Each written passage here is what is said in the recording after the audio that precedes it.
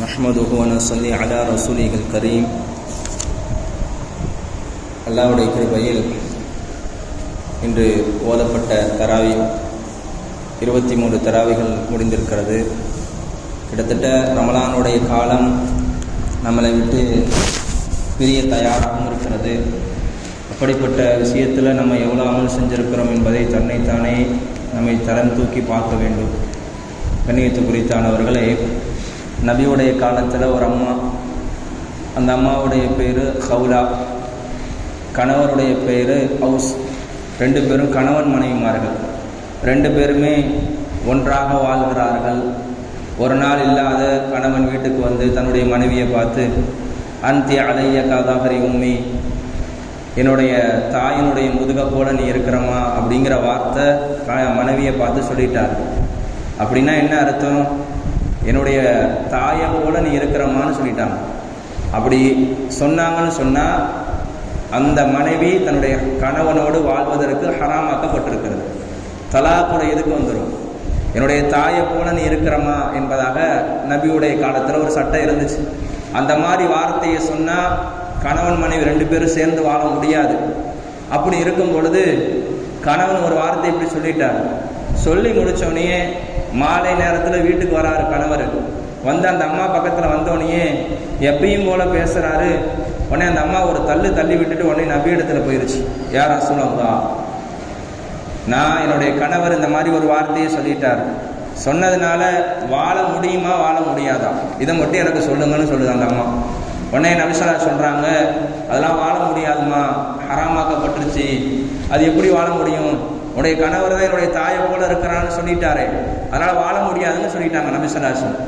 இந்த வார்த்தையை சொன்னோன்னே அந்த அம்மா பல தடவை போய் நபியிடத்தில் கேட்குது, நான் என் கணவரோட நான் வாழ்ந்து தான் ஆகணும், எனக்கு பிள்ளைங்களாம் இருக்குது யார சொல்லலாம், அந்த பிள்ளைங்க இருக்கிறதே அதை கொண்டு போய் கணவரிடத்துல விட்டேன்னு சொன்னால் வாழ்க்கை வீணாக போயிடும். என்கிட்ட இருந்ததுன்னா என் புள்ள பட்னிலே இறந்து போயிடும். நாங்கள் 2 பேருமே வாழணும், அதுக்காக நீங்கள் ஏதாவது எனக்கு செய்யுங்கன்னு சொல்லி கேட்குது அந்த அம்மா. அந்த அம்மா மறுபடி பல தடவை போய்கிட்டே இருக்குது. நபி இடத்துல தர்க்கம் செஞ்சுக்கிட்டே இருக்குது. இந்த சூராவுடைய பேரே சூரத்துல் முஜாதலா, தர்க்க சூரா என்பதாக அர்த்தம்.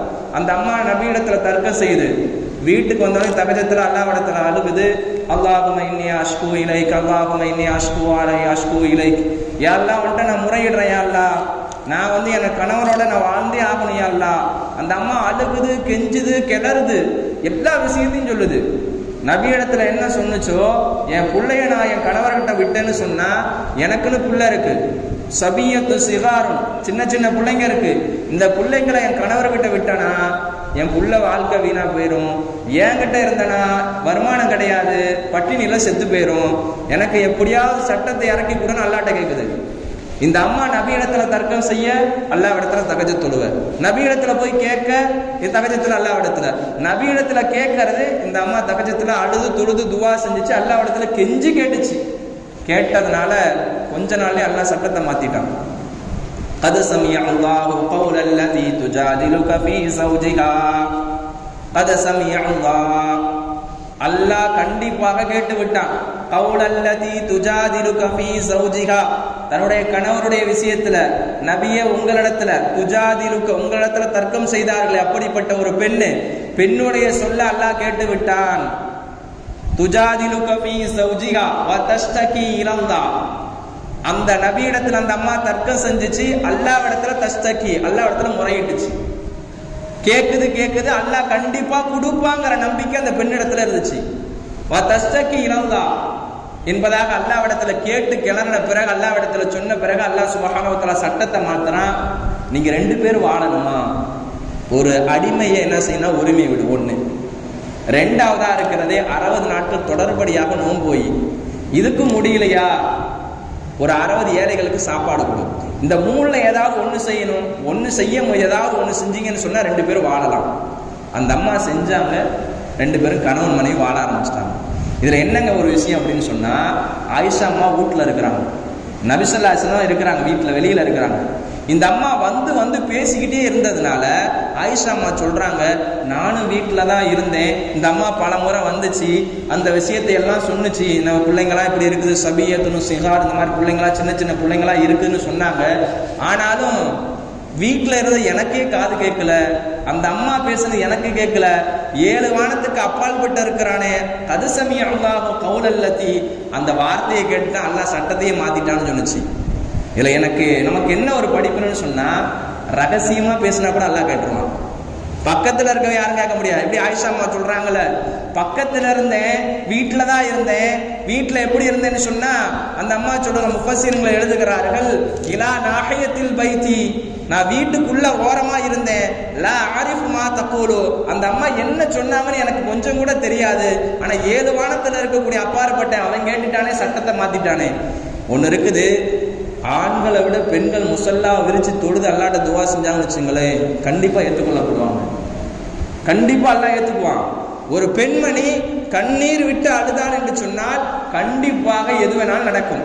அதான் சொல்லுவாங்க நபி ஸல்லல்லாஹு அலைஹி வஸல்லம், இத்தகுன் நிசா, பெண்கள் விஷயத்துல பயந்து கொள்ளுங்க, பெண்களை அடிக்காதீங்க, பெண்களை திட்டாதீங்கன்னு சொல்லுவாங்க.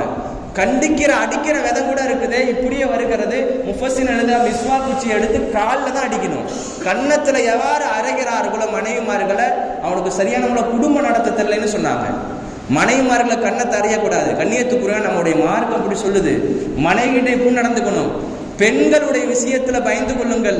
பெண்கள் முசல்லா விரிச்சு தொழுது அல்லாஹ்விடத்துல 2 ரக்காயத்து கேட்டு அழுதாங்கன்னு வச்சுங்களேன், அல்லாஹ் எல்லாத்தையும் மாத்திடுவான். நம்மளுடைய துவாவை விட பெண்களுடைய துவா அவ்வளோ பவர்ஃபுல்லானது. அவர்கள் செய்யக்கூடிய இபாதாத்துகள் அவ்வளோ விஷயமானது.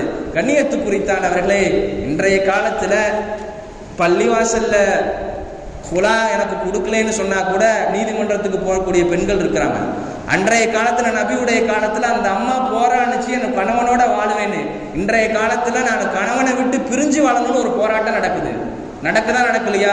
குடும்பத்துக்கு மத்தியில் அட்ஜஸ்ட்மெண்ட் கிடையாது, ஒரு அனுசரிச்சு போகணும் அப்படிங்கிற இதே கிடையாம இன்றைய காலத்துல பார்த்தோன்னு சொன்னா, எனக்கு எப்படியாவது பள்ளி வாசல ஜமாத்தார்கள் எனக்கு எப்படியாவது பிரிச்சு விடுங்க, நீங்க முடியலன்னா நீதிமன்றத்துக்கு போறேன். அங்க எப்படி அந்த அம்மா நபி இடத்துல அல்லாஹ் இடத்துல மாறி மாறி திரிஞ்சுச்சோ, அதே போல இன்றைய கூட்டம் அலைகிறார்கள், பள்ளிவாசலுக்கும் போகிறார்கள், நீதிமன்றத்துக்கு போகிறார்கள். எப்படியாவது கணவன் இடத்துல நான் எப்படியாவது பிரிஞ்சு வாழணும்.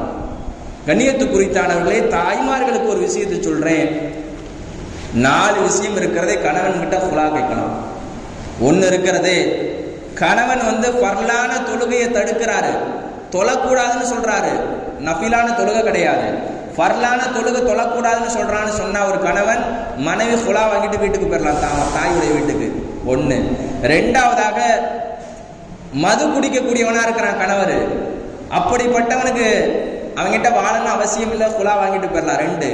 3வதாக தனக்கும் தன் பிள்ளைகளுக்கும் உணவு தங்குவதற்கு இடம் இல்லை, வீட்டில் தாப்பா கூட கிடையாது, டாய்லெட் பாத்ரூம் கிடையாது. இப்படிப்பட்ட நிலைமை இருந்துச்சுன்னா பெண் இருக்கிற ஃபுலா வாங்கிட்டு வீட்டுக்கு போயிடலாம். 4வதாக இருக்கிறதே, இல்லற வாழ்க்கையில சந்தோஷம் இல்லைன்னு சொன்னா அந்த பெண்மணி வீட்டுக்கு போயிடலாம். இந்த 4 தவிர இன்னைக்கு நாத்தனா பிரச்சனை, மாமியா பிரச்சனை, பக்கத்து வீட்டு பிரச்சனை, அது இதுன்னு ஆக மொத்தத்தில் ஏதோ ஒரு சாக்கு போக்க சொல்லி எப்படியாவது அவனை விட்டு நான் பிரிஞ்சு வாழணும். சகோதரர்களே, தாய்மார்களே, எந்த பெண்மணி காரணமே இல்லாம ஃபுலா கேட்கிறாங்களோ 3 விஷயங்கள்ல லஅனத் ஏற்படும். லஅனத்துல்லாஹ், லஅனத்துர் ரசூல், லஅனத்துல் மலாயிகா. அல்லாஹ்வுடைய சாபம் ஏற்படும், மலக்குமாருடைய சாபம் ஏற்படும், நபியுடைய சாபம், தூதுவருடைய சாபம் ஏற்படும் என்பதாக வருகிறது. கண்ணியத்துக்குரித்தானவர்களே, ஹுலா கேட்கக்கூடிய விஷயத்தில் இந்த 4 விஷயம் இருந்தா மட்டும்தான் ஹுலா கேட்கணும் ஒரு பெண்மணி. நான் வாழ மாட்டேன்னு இது அல்லாம ஒரு பெண்மணி கேட்டாங்கன்னு சொன்னா இந்த 3 விஷயங்கள்ல லானத் என்பது சாபம் ஏற்படும் என்பதாக வருகிறது. கண்ணியத்துக்குரித்தானவர்களே, இது ஒரு படிப்பினை. இந்த கிட்டத்தட்ட ஒரு 4-5 வசனங்கள் இந்த அம்மாவுடைய சம்பவமாகவே இறங்குச்சு. அல்லாஹ் இறக்கி காமிச்சான், சட்டத்தை மாத்தி காமிச்சான். அந்த அம்மா அழுதது, சட்டத்தை எல்லாம் மாத்திட்டான். இந்த சட்டம் இன்னையோட முடியறதெல்லாம் கியாமத்து நாள் வரை இதே சட்டம் தான் வந்துகிட்டே தான் இருக்கும். அந்த அம்மா கணவனோட சேர்ந்து வாழ ஆரம்பிச்சிருச்சு. அப்படிப்பட்ட அல்லாஹ் சுப்ஹானஹு வ தஆலா அவங்களுக்கு அவ்வளோ பெரிய பாக்கியத்தை கொடுத்தான். நமக்கு என்ன இதுல ஒரு படிப்புன்னு சொன்னா, வாழ்க்கையில அனுசரிச்சு போகணும். 1, ரகசியமான விஷயம் எது பேசினாலும் அல்லாஹ் கேட்கக்கூடியவன் தான். குடும்பத்துல சந்தோஷம் இருக்கணும். நபி ஸல்லல்லாஹு அலைஹி வஸல்லம் சொன்னாங்க, எந்த நபர் குடிக்கிறாரோ பொண்ணு கூட கொடுக்காதீங்கன்னு சொன்னாங்க. எந்த நபர் மது குடிக்கிறானோ பொண்ணு கொடுக்காதீங்க. ரெண்டாவது, எவன் மது குடிக்கிறானோ சபையில உட்கார்ந்து யாருக்காவது சிபாரிசு செஞ்சானா எது ஏற்றுக்கொள்ளக்கூடாது. மூணாவதாக, மஷூராவுக்கு ஏதாவது ஒரு விஷயங்களை தாவீல் சொல்றாரு, கருத்து சொல்றான்னு சொன்னா அதையும் ஏற்றுக்கொள்ளக்கூடாது. நபி ஸல்லல்லாஹு அலைஹி சொல்லி இருக்கிறாங்க, மது குடிக்கிறவனுக்கு பொண்ணு கொடுக்காதீங்க. மது குடிக்கிற இருக்கிறானே அவன் சிபாரிசு செஞ்சா அதை ஏற்றுக்கொள்ளாதீங்க. மது குடிக்கிறவன் இருக்கிறானே ஏதாவது மஷூரா சொன்னா, ஆலோசனை கொடுத்தா அதை ஏற்றுக்கொள்ளாதீங்க என்பதாக நபி ஸல்லல்லாஹு அலைஹி சொன்னார்கள். கண்ணியத்து குறித்தானவர்களே, நம்முடைய சமூகத்துல அல்லாஹ் சுப்ஹானஹு வ தஆலா பெரும்பாவம் சிறும்பாவத்திலிருந்து நம்மளை எல்லாம் பாதுகாக்கணும், நம்மளை உலகத்துல கண்ணியப்படுத்தணும். இந்த ரமலானுடைய கடைசி இரவுல அதிகமாக அல்லாஹ்விடத்துல இபாதத் செய்யக்கூடிய பாக்கியத்தையும் குடும்பத்தில் ஒற்றுமையோடு வாழக்கூடிய பாக்கியத்தை நமக்கெல்லாம் ஏற்படுத்தி தந்த அருள் புரிவானாக. நம்முடைய சமுதாய மக்கள்கள், கணவன் மனைவிமார்கள் தன்னுடைய குடும்பத்தில் தலாக்கு இல்லாமல் ஒத்துழைத்து தன்னுடைய அனுசரணையோடு வாழக்கூடிய பாக்கியத்தை நம்முடைய சமூகத்துக்கு ஏற்படுத்தி தந்த அருள் புரிவானாக. வாஹிரு தாவானா அல்ஹம்துலில்லாஹி ரப்பில் ஆலமீன்.